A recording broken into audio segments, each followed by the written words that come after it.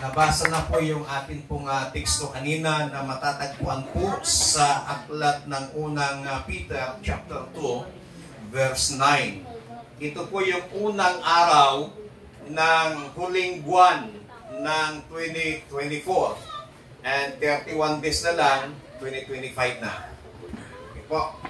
Sa hapon po ito ay tatalakayin po natin yung salita ng ating Panginoon na may paksang the Charito generation. Noong nakaraang mga buwan na ako po ang naka-schedule na mangaral ay akin pong tinalakay about the grace of God.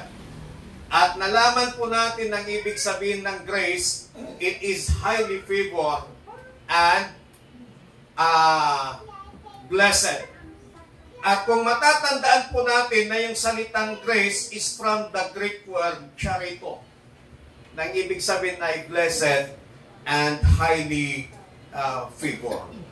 Kaya kapag ikaw ay nakatanggap ng biyaya ng ating Panginoon, ibig sabihin, you are blessed. And you are highly favored. And ibig sabihin, you are charito. At atin pong napag-aralan noong ako pong nangaral, the four evidence that we are a charito. Kung matatandaan po natin, we are blessed in Christ, we are abundantly blessed in Christ, and we are healed in Christ, and we are empowered in Christ. Kung mapapansin po natin, laging may ed. Ibig sabihin, puro past tense yung ibinibigay sa atin ng salita ng ating Panginoon na ating naranasan sa ating Panginoong Hesukristo. Ngayon naman po ay tatalakayin natin itong tinatawag na Charito generation. What is Charito generation? Ano bang ibig sabihin ng Charito generation? Charito generation, it means it is a generation of Christians who believe that in Christ we are blessed and highly favored.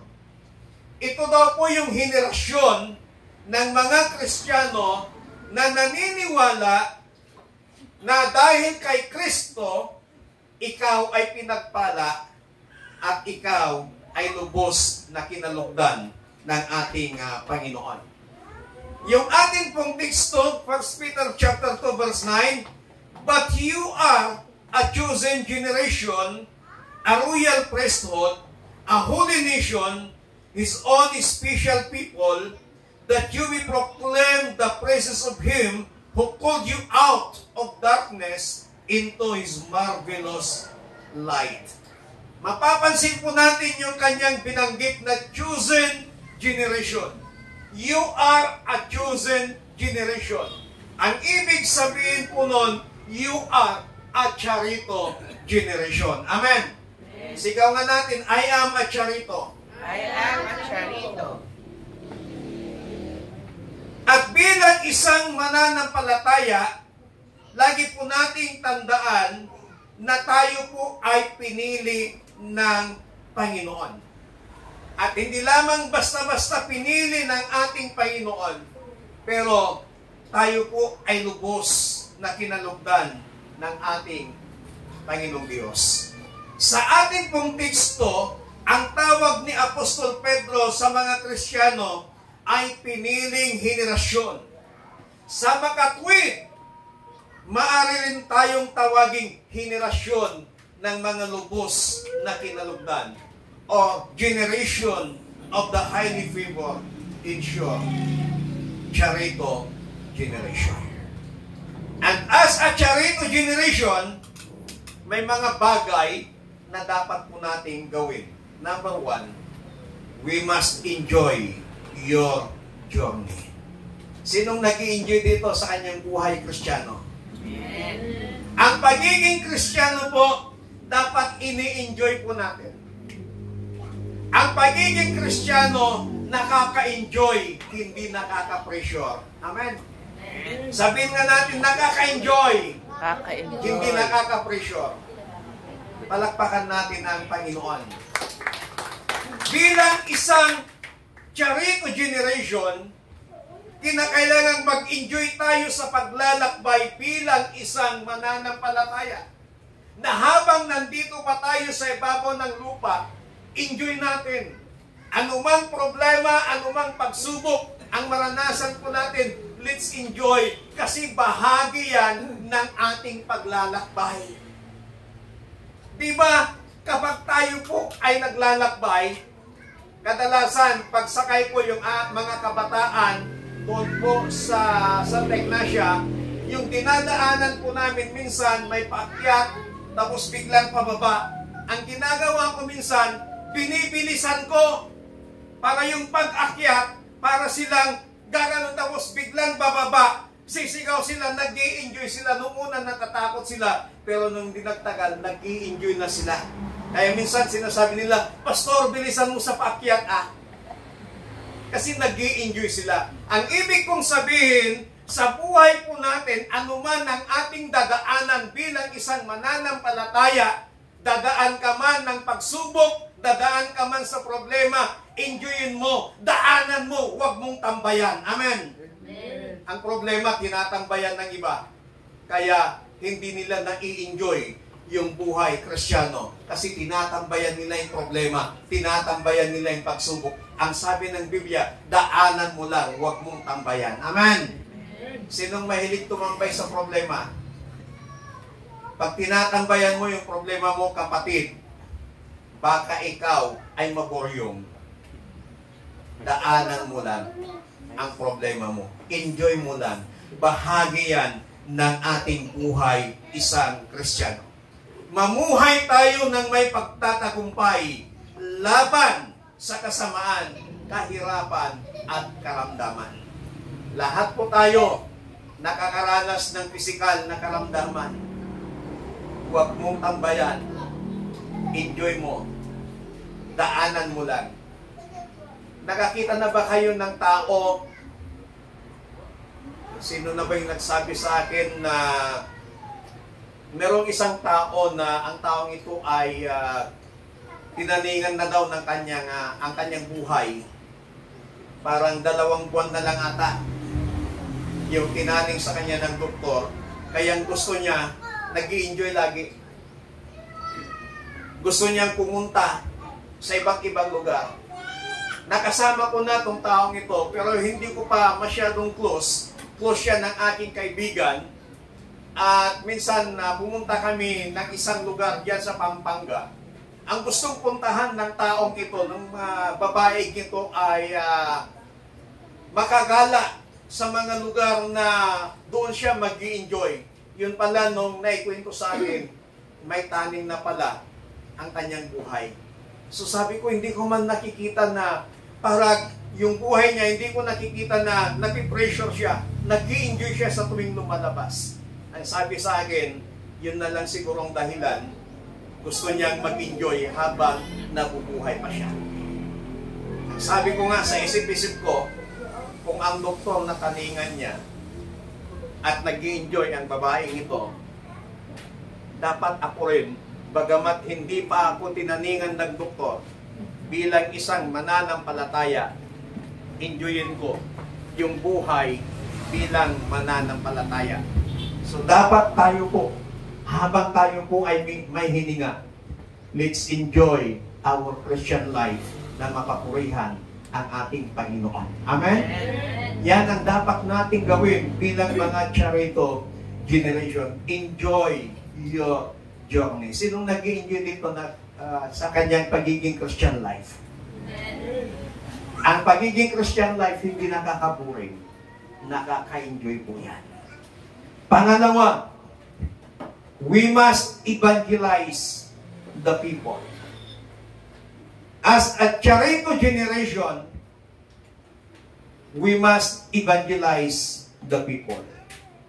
Kapag sinabi natin evangelize, it means proclaim the good news. Ating ipahayag ang mabuting balita. Ano po yung mabuting balita? The good news of forgiveness. Pinatawad na tayo ng Panginoon.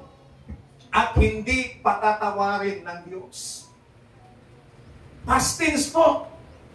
Nung ginawa ni Jesus sa krus ng Kalbaryo, pinatawad na niya ang ating mga kasalanan. Tapos na, pinatawad na tayo ng Panginoon. Ang tanging gawin lamang po natin ngayon ay tanggapin yung pagpapatawad. Papaano natin tatanggapin yung pagpapatawad? Humingi ka ng kapatawaran sa Panginoon. Kasi doon pa lamang sa cross, pinatawad na ang iyong mga kasalanan. Wala ka nang dapat na ibang gawin. Hindi mo na dapat pahirapan ang sarili mo kasi pinatawad ka na ng Panginoon. Ang tanging gawin mo lamang, tanggapin mo yung grace ni God. Tanggapin mo yung biyaya ng Panginoon at humingi ka ng tawad sa mga kasalanan at tanggapin mo yung kapatawaran ng Panginoon. Palakpakan natin ang Diyos.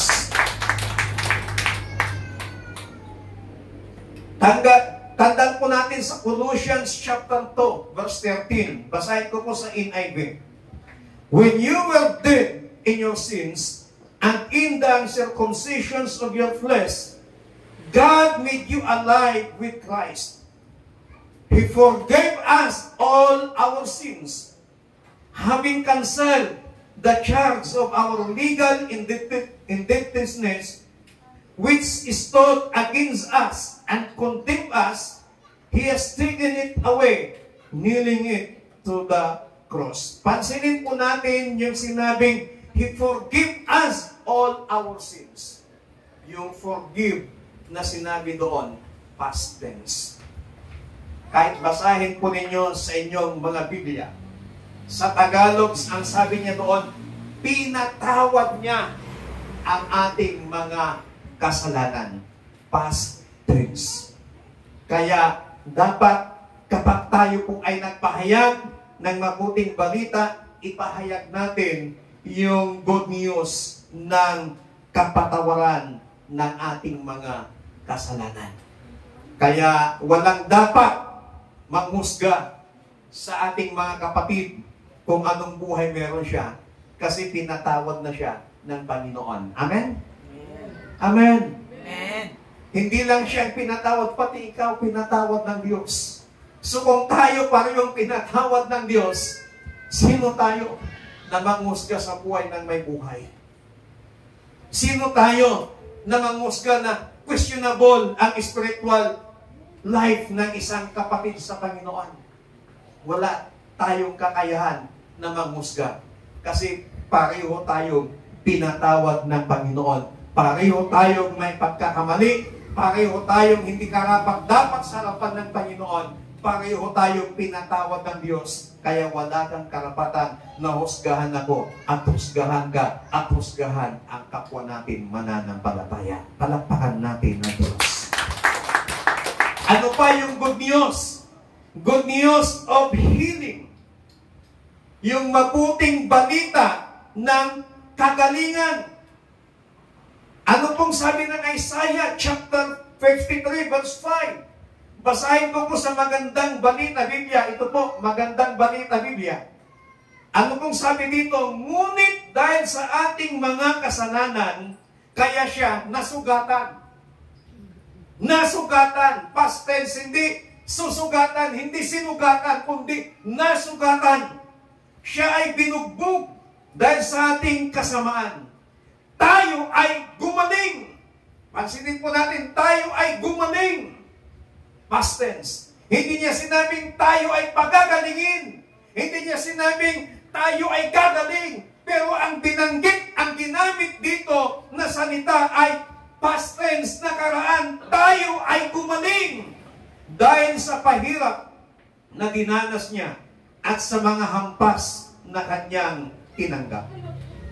Ibig sabihin yung kagalingan, hindi ka pa man nakakaranas ng karamdaman, hindi pa man tayo nakakaranas ng pisikal na sakit sa ating katawan noong namatay si Kristo. Pinagaling na tayo sa lahat ng ating mga karamdaman. Amen? Amen. Package din pagdating sa ating Panginoong Diyos. Siguro nung ipinanganak tayo, Nabalitaan na natin ng good news. Pero nung namatay si Jesus, wala pa tayo nun. Hindi ka pa pinanganak nun. Hindi pa ako pinanganak nung namatay si Jesus. Pero ang sabi ng Biblia, hindi ka pa pinapanganak. Hindi ka ba nakakaranas ng pisikal na karamdaman? Ang sabi ng Biblia, sa kanyang kamatayan, tayo ay pinagaling sa ating mga karamdaman dahil sa hampas na kanyang mga tinanggap. So, bawat hampas na tinanggap ni Jesus sa kanyang katawan, pinagaling niya ang lahat ng karamdaman ng ating katawan. Ang katubusang ginawa ni Kristo sa krus ng Kalbaryo para sa atin ay para sa kabuuan ng ating pagkatao. Ibig sabihin, kasama na po ang body, soul, and spirit. Kaligtasan para sa espiritu, kagalingan para sa katawan at kaluluwa, kasaganaan at kaunlaran sa kabuuan ng ating buhay. Eh, pastor, bakit may nagkakasakit? Bakit may mga pastor, may mga mananampalataya pa rin nagkakasakit? Kapatid, yung pagpapagaling ni Jesus, package din. Body, soul, and spirit. Kaya lagi nating i-declare sa ating mabibig na by the stripes of Jesus, I am healed. Amen? Kahit basahin po ninyo yan sa Isaiah chapter 55 na dahil sa mga latay ni Jesus, tayo po ay pinagaling sa lahat ng ating karamdaman. Pangatlong good news. Good news of favor. Sino po na pong nakaranas na nakatanggap ng pabor mula sa tao?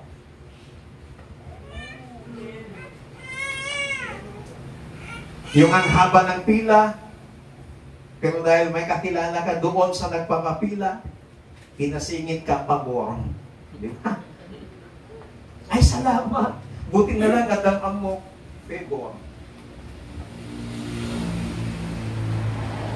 Now, yung good news na ito is good news of favor. Ano ba itong good news of favor?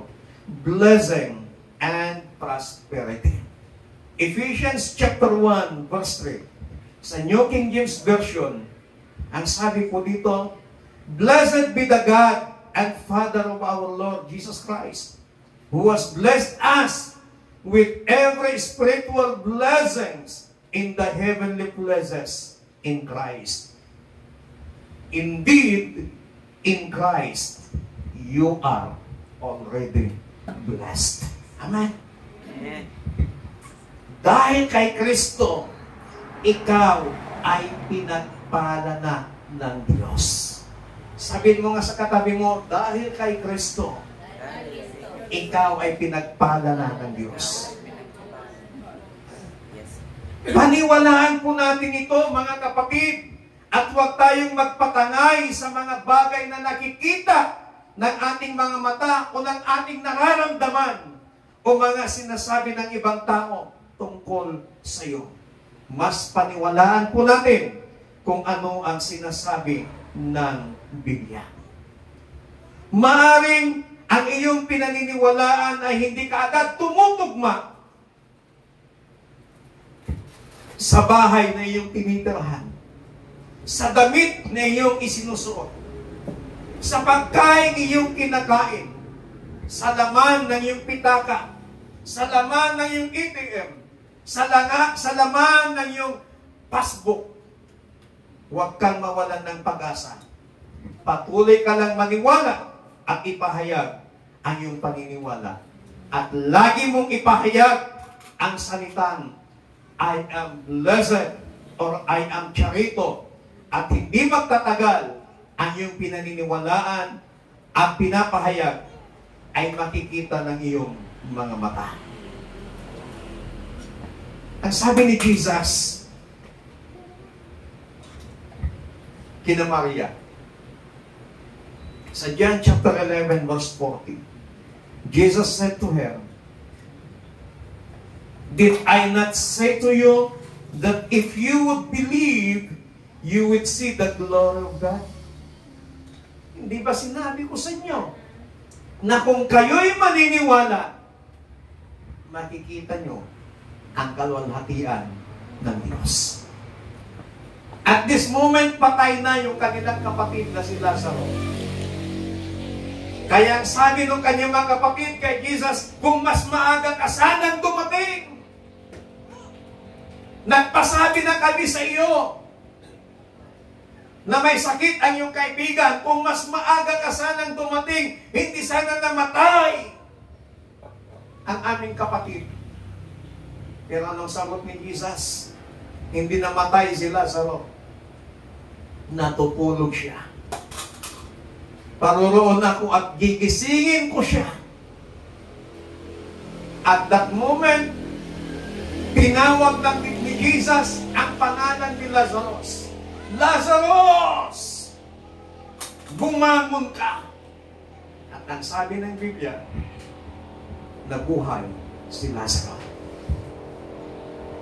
Kaya nagulat ang mga kapatid ni Lazaro. Kaya sinabi ni Jesus sa kanila, hindi ba sinabi ko na sa inyo na kung kayo'y maniniwala, makikita nyo ang kaluwalhatian ng Diyos.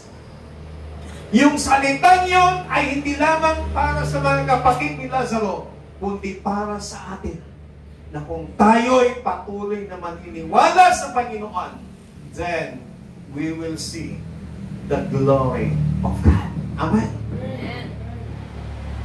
Kapag lagi mong binibitawan ang salitang you are blessed, I am a charito, bagamat hindi tumutugma sa buhay na meron ka ngayon, sa dami ng pera na meron ka ngayon, sa mga dinideklara ng iyong bibig, pero ikaw ay patuloy na maniniwala, kapatid, ang paniniwala mo, then, sabi ni Jesus, you will see the glory of God. Amen. Amen. Hindi lamang yung kapagpapuli mong sinasabi, pinagaling na ako ng Diyos, I am healed, yes Lord, salamat sa kagalingan. Kung yan ang patuloy na binibigkas ng iyong bibig, sabi ni Jesus, if you will believe, you will see the glory of God. Ang Diyos ay nalulugod sa pag-unlad ng buhay ng kanyang mga lingkod. Ano pong sabi ng Psalm? The Lord be exalted, who delights in the well-being of His servant. Kung ang Diyos nalulugod sa pag-unlad ng kanyang mga anak, pero sa Pilipinas, magagalit ang kapitbahay pag gumanda ang buhay mo. Magagalit ang kapitbahay mo pag nakita niyang meron kang mga bagong gamit sa bahay. Magagalit sila. Pero ang Diyos, nalulugod ang Panginoon. Amen? Amen. Sa Pilipinas lang, na bawal guminhawang buhay ng kapitbahay. Kasi ang daming magagalit. Pero ang Diyos, natutuwa. Amen? Amen. Kaya dapat tayo po, kapag may nakikita tayong kapitbahay, na gumaganda yung buhay, umangat yung buhay, wow, huwag tayong mainggit. Amen? Amen. Matuwa tayo, si Jesus nga natutuwa. Tayo pa kaya? Kaya as a blessed, as a charito generation, huwag kang mainggit kapag gumiginhawa ang buhay ng iyong kapatid sa Panginoon. Amen? Amen. Amen? Amen. Sinong naiinggit dito? Meron akong kakilala.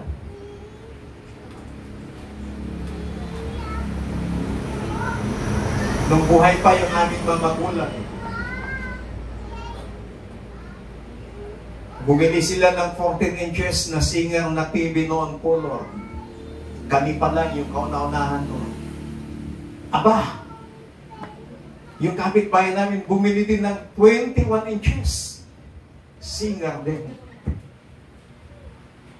Bumili sila ng Betamax, kasi Betamax pa noon eh. Aba, bumili din sila ng mas malaki. Bumili ng single door na ref. Yung kapitbahay namin, bumili din sila ng double door, mas malaki. Then, bumili ako ng Suzuki na motor, brand new. Bumili din sila. Kaya lang, nung nagpakabit ako ng sidecar, second hand. Ang sabi niya, dito kita tinalo. Nagpagawa sila, brand new. Pero, linggo-linggo pumupunta sa kanilang bahay yung pinagpagawa nila ng brand new na sidecar. Sa amin, walang pumupunta kasi kasikanhan nga lang. Ang ibig sabihin mo, huwag tayong makikipagkompetensya sa pag-angat, pagganda ng buhay ng ating mga kapatid. Ang sabi ng Biblia, makigalak tayo sa kanila.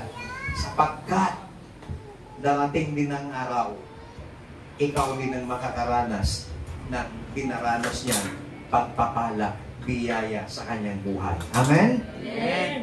Ang pag-unlad ay sa kabuuan at hindi sa isang bahagi lamang ng isang buhay. Ang sabi ni John sa 3 John chapter 2, Beloved, I pray that you may prosper in all things and be in health just as your soul prosper. And as a charitable generation, we must enjoy our journey. We must proclaim the good news. The good news of forgiveness, the good news of healing, and the good news of favor. Alam nyo ho, kung hindi mo naranasan yung pabor ng Diyos itong taong 2024, asamin mo na itong taong 2025, mararanasan mo ang pabor ng Diyos. Huwag mong hanapin ang pabor ng tao. Ang una mong asamin, yung pabor ng Diyos. Kasi kapag yung pabor ng Diyos, nararanasan mo, susunod na maging yung mga pabor mula sa mga tao. Pero kung ang priority mo yung pabor lang mula sa mga tao, kapatid, napakasakit na hindi mo mararanasan yung favor ni God. Masigit na asamin natin yung favor ni God sa ating mga buhay. And as a charitable generation, always proclaim mula sa ating mga bibig that you are a blessed. You are a charito. Palakpakan natin ang Panginoon. Tayo pong lahat ay tumayo. Always believe and declare that you are blessed. Lagi mong paniwalaan at ideklara na ikaw ay lubos na kinalugdan at lubos na pinagpala ng ating Panginoon. Awitin nga natin yung inamit natin ng worship kanina. Hallelujah.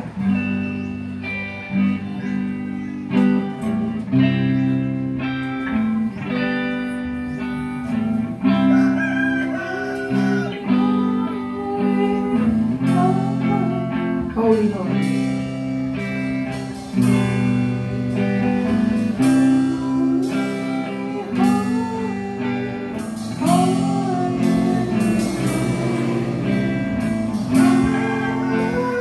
Spirit.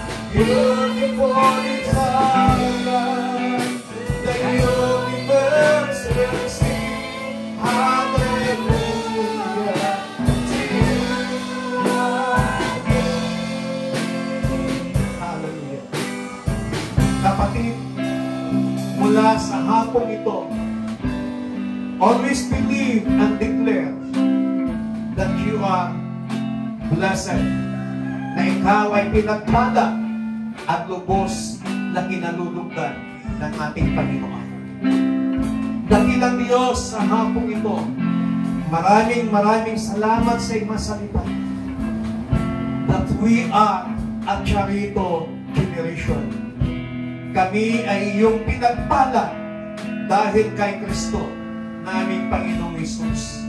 Kaya ang aming panalangin sa hapon ko ito, tulungan mo kami, banal na Espiritu, ng lumakad na mga pinagpala ng aming Panginoon.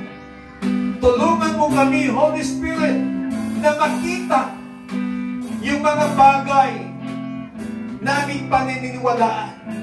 Tulungan mo kami, Holy Spirit, na buksan ang aming spiritual na paningin upang aming makita yung mga inihandang pagpapala ng aming Panginoong Hesus. At hindi lamang yan ihanda, kundi ibinigay niya sa bawat naniniwala, sa bawat nagtitiwala sa Kanya.